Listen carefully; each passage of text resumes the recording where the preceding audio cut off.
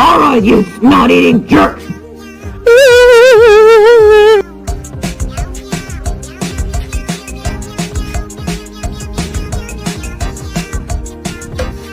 La la la lava, chicken.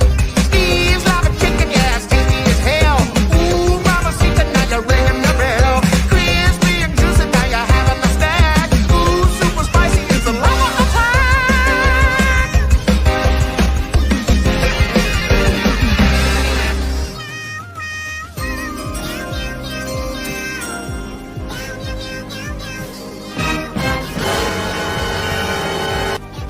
I'm so sorry, baby. It is all my fault.